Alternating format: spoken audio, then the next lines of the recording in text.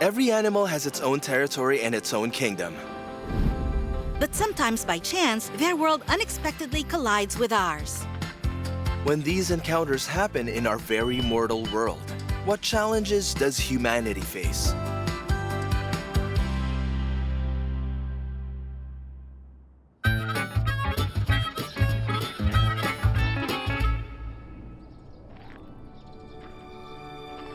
First off, well, we might have to deal with some, complicated emotional entanglements. Oh no! Hey, don't get the wrong idea. I'm talking about that big bird.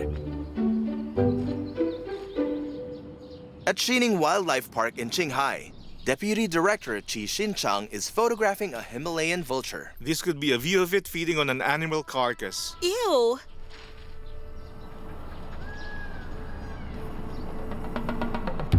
The Himalayan vulture feeds primarily on animal carcasses. Oh, how horrifying! It's an excellent flyer, Oh, goodness! soaring altitudes of up to 6,000 meters. But sometimes it just likes to chill on the ground. Oh, man. Like today's featured character, Wu Maochou. Wait a minute. Are we sure this isn't just an oversized chicken? Wu Maochou protests. Your question is nothing short of an insult to me. Sorry. You won't take me seriously if I don't show you some tricks. Its bravado doesn't last long. It's soon off chasing something fun.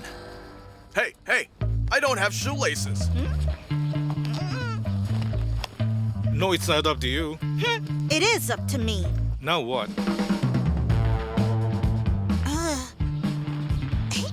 Other vultures aren't nearly as playful as he is. Give him a playmate and he's the happiest creature in the world. Oh, could you step back a little, please? Judging from its comfort around humans, it doesn't seem like a wild animal. A bird of prey, yet completely at ease in human company. So, how did it end up with a personality like that? Well, let's start from the beginning. In the spring of 2021, a heavy snowfall hit the region. Yes, it was especially cold. Qi Xinchang noticed something unusual.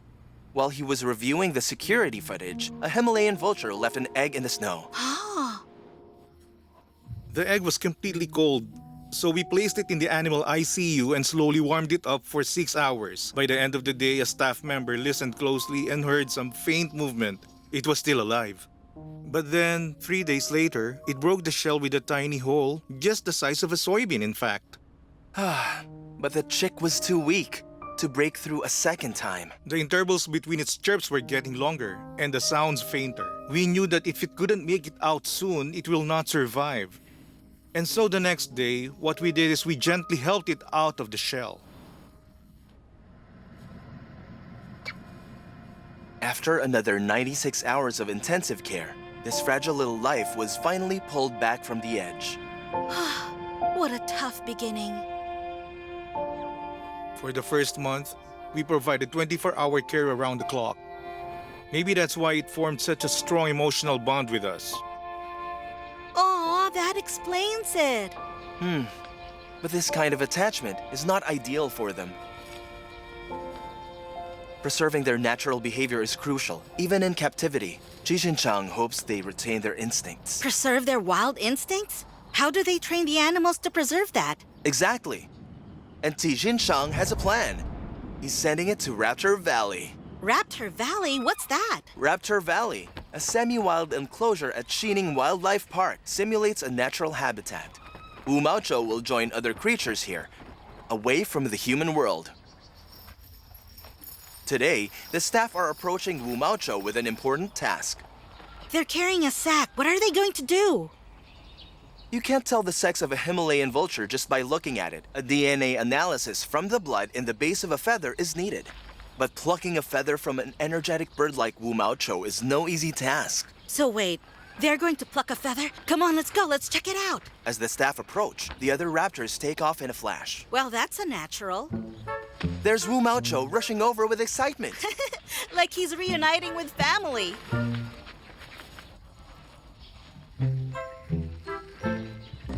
Just as Wu Maocho stretches his head forward, the staff seizes the moment. Oh, poor little guy.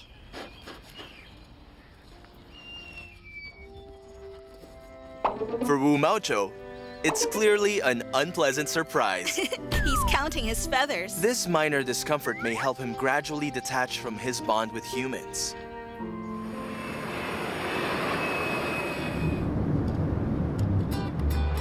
The plucked feathers are immediately sent to Beijing for testing. So is Wu Maocho a male or a female? A week later, the School of Life Sciences at Peking University reveals the answer. Let me guess. With all that mischief, it must be a mischievous male. These days, Wu Maocho is gradually adapting to life in Raptor Valley. Though he still prefers strolling on the ground, we believe that one day, he'll spread his wings and become a true Himalayan vulture.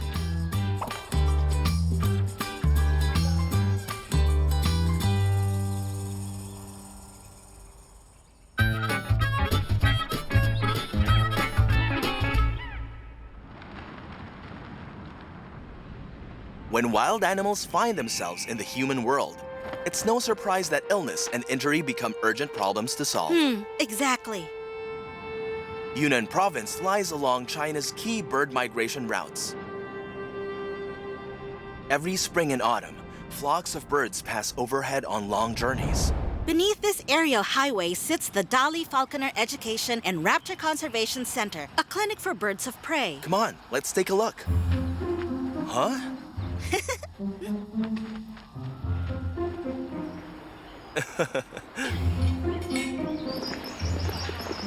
This is Lu Won, founder of the clinic, affectionately known as Boss Lu. All right, next patient, please. This is a common kestrel and a clinic regular. Here, take this big toothpick. What's the toothpick for? Lost a wing and can't return to the wild, so he needs help keeping his beak and claws trimmed regularly. Oh, A red-crested pochard. look at that hairstyle. He has recovered, and the staff are about to release him back to the wild. He looks pretty energetic. Let's go. You're free now. Emergency cases always show up unexpectedly. That's a big owl. No, it's a crested honey buzzard. This youngster is still in its juvenile phase. Probably born last year. It's still a sub-adult. It seems to have run into trouble during its northward migration. Crested honey buzzards feed on bee larvae. Oh, he looks a bit nervous. Yeah. All right, go ahead and bite if you must. You're quite fierce, huh? Let's see what's going on with you. Lou has been shot.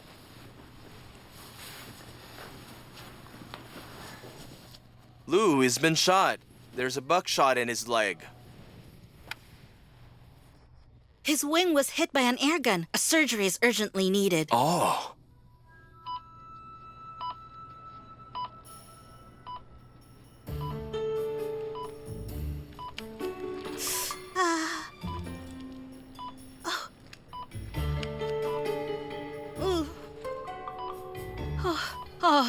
Thankfully, the surgery went smoothly. But surgery is just the beginning. Hang in there. In unfamiliar environments, they are often stressed and refuse to eat. Here's something tasty for you. What's on the menu today? The honey is the real deal. Authentic, wild, and pure. Oh. Bee larvae are their favorite food. Oh, but since that's not on the menu right now, Boss Lou comes up with a substitute. A mix of wild honey and sliced beef. Let's try feeding it while its beak is open. Let's see if it will accept the new recipe. Look, it doesn't really like it. There you go. Wait, there it is. It finally yielded to the temptation of food. Hey, where's your pride as a bird of prey?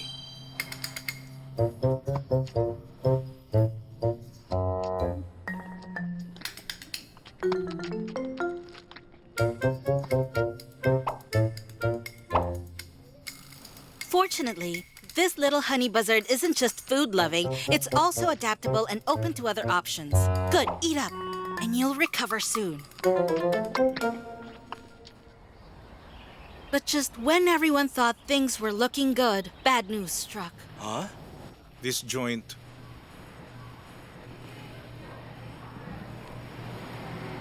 It's misaligned. Yes, it's misaligned. The bone is fine, but the joint isn't. It's done. I was really hoping you'd fly again. Oh, it's time to transfer you to long-term care.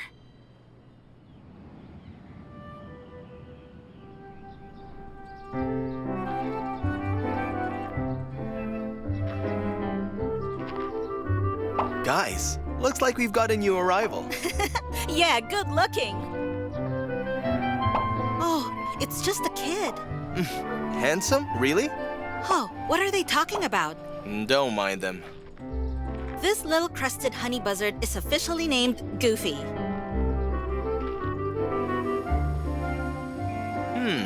Naming an animal often marks the start of a deeper bond between human and wildlife. Though Goofy can't return to the wild, consistent routine training is important and has helped it regain part of its flight ability.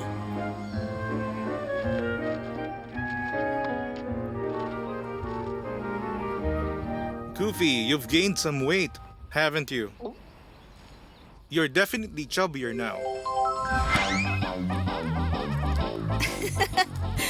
With Luon's top-notch meals, who wouldn't? Goofy even gets his favorite treat from time to time. How could he not get fat?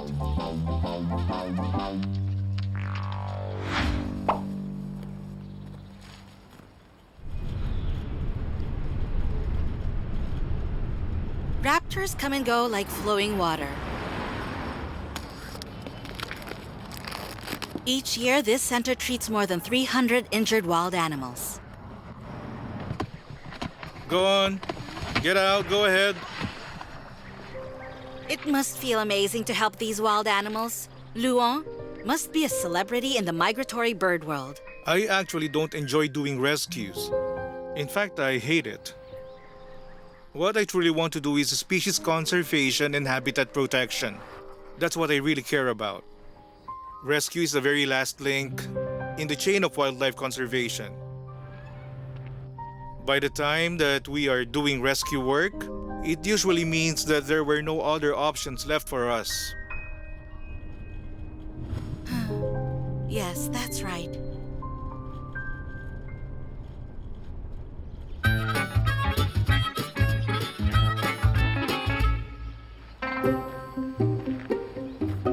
When wild animals grow up in the human world, education becomes a real challenge. Can 4 dads take the role of one mom? Let's head to the tropical rainforest of Xishuangpanna to meet a little elephant named Yangyo.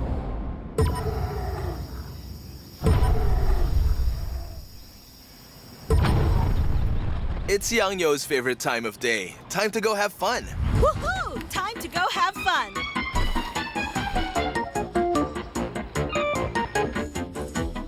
With the elevation under 1,000 meters, gentle slopes under 30 degrees, flat valleys, water sources with 100 meters, and lush vegetation and temperate forests, this area is an ideal habitat for wild Asian elephants. And it's also Yangyo's classroom. Uh-huh.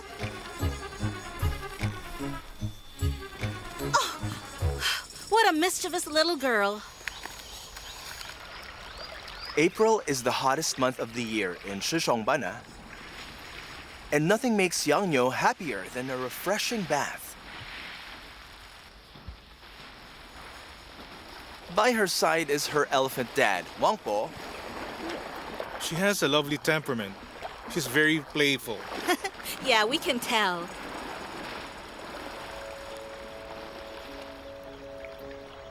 Yangyo was sent to the rescue center after being abandoned by a wild herd. In 2015, when she was just 6 days old, she was found in a villager's home nearby. Oh, only 6 days old? Due to an umbilical cord infection, Yangyo developed severe abdominal ulcers Oh. and was in critical condition. Her mother must have been out of options. True. To provide round-the-clock 24-hour care, the rescue center assigned 4 elephant dads who took turns looking after her. We rotated shifts, 2 during the day and 2 at night. We fed her slowly with a syringe, dripping milk into her mouth bit by bit. Thanks to their meticulous care, Yang-yo not only survived, but grew up healthy and full of life. She's grown so fast. Check out the energy-saving downhill method she invented. The clip went viral online and introduced her playful spirit to the world.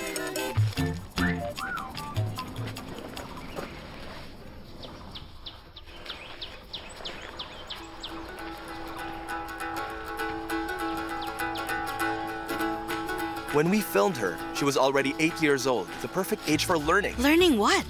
She needs to learn how to live like a wild Asian elephant. Ah. In the wild, young elephants learn by imitating their mothers, but without one, Yang-yo depends entirely on her elephant dads. But how do you do that? Guangpo purposely looked for the plants most loved by wild elephants and feeds them to Yang-yo. Oh. He introduces her to water play and mud baths, essential skills for elephants. Wow, this is what a joyful education really looks like. Yeah, through helping Yang-yo retain as much of her natural instincts and wild behaviors as possible. The team hopes that one day she and others like her might return to the wild. Yes, what a dream to hold on to.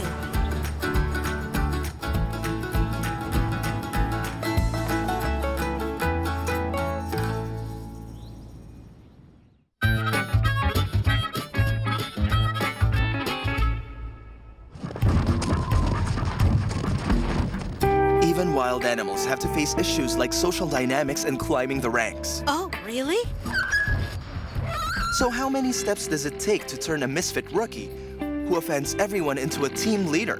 1, 2, 3. 3 full steps. Well, let's head to the wolf enclosure at Nanjing Hongshan Forest Zoo to find out. But of course, let's go.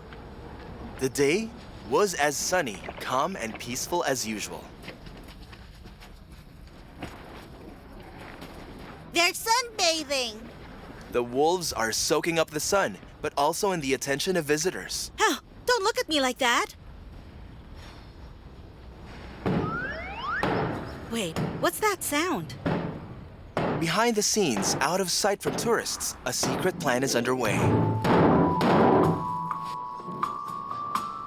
Zookeeper Jia Dianqi is preparing for something. What is he planning?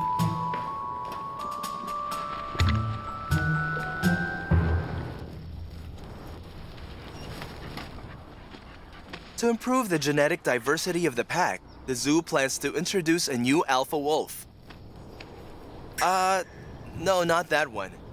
It's this one. Who's that?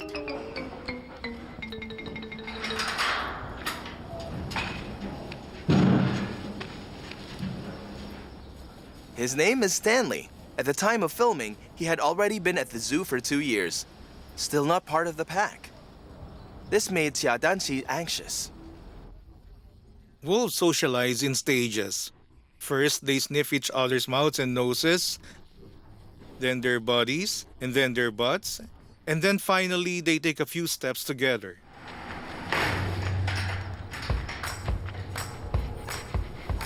But Stanley apparently didn't get the memo. Born at the Beijing Zoo, he was an only child, pampered and adored by his wolf parents. An only child, huh? He's like a sunny, goofy kid. Always eager to play with everyone he meets. But his overly intrusive behavior sometimes makes the other wolves wary of him, so much so that they're scared of him.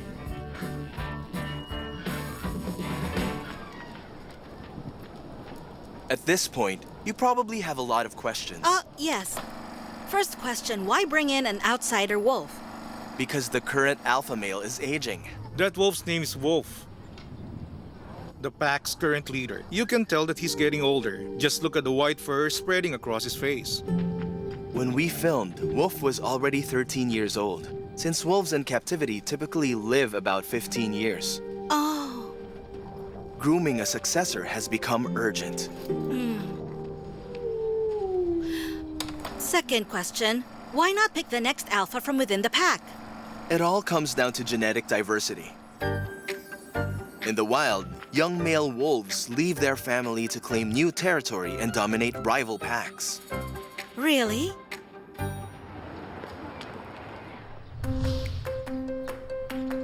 In zoos, that instinct must be managed by humans. I see. Another male wolf introduced to Hongshan Forest Zoo, and Stanley was his roommate, Chen Yansong. The Yan in his name literally means reproduction, so it's clear hopes were high for him. But Chen Yansong literally prefers to lie low, showing no interest in competing. Meanwhile, Stanley, who prefers higher ground and has a lively personality, naturally became the top candidate for the future alpha. Why can't Stanley directly compete with Wolf with force? Because that would be too risky. A direct clash could endanger both the aging wolf and Stanley, as the pack may rally to defend their leader. Getting Stanley accepted while keeping everyone safe, it's not an easy task. But don't worry, Jia Danci has a plan. He's preparing for something called cohabitation introduction. Cohabitation introduction? What's that? It's a controlled way to introduce the newcomer wolf to the other females to test if they'll accept him. We have built this barrier. If a fight breaks out, they can move around it, chase in circles. Plus, there are places for the younger wolves to hide if needed. Waiting in the adjacent enclosure are two young females from Wolf's pack. They're highly favored by Wolf and hold high social status. If they accept Stanley, then Stanley's full integration will just be around the corner. As the introduction begins, Stanley's extroverted personality shines through. The moment he catches their scent, he lights up with excitement. Chenzong, why are you still just sitting there? Stanley is wagging his tail. He is eager to play. But the young females aren't impressed, sounding sharp alarm calls. Stanley's over-the-top enthusiasm may come across as threatening or disrespectful to them. Let's rewind this failed attempt at socializing. Yeah, go on. As a strong adult male, Stanley furiously wags his tail, excited and unfiltered. Meanwhile, the younger females flatten their ears and tuck their tails, clearly terrified. Oh, look how scared they are. At this critical moment, Chen Yansong abruptly flanks from the rear. Oh, Chenzong, what are you doing? His surprise move completely irritates the young wolves. Stanley got bit. His ear is bleeding. The introduction attempt has failed. With poor social skills and a bad backup, Stanley ends up with a wound and a hard-earned lesson. After the failed encounter, Stanley seems a bit down. But setbacks like this are part of growing up. We are witnesses to his growth from an overeager and immature youngster into a somewhat more reliable adult. It's impressive. Stanley's road to becoming an alpha is still long and winding. But with Tia Danti by his side, we believe he'll one day fulfill that destiny. He definitely will.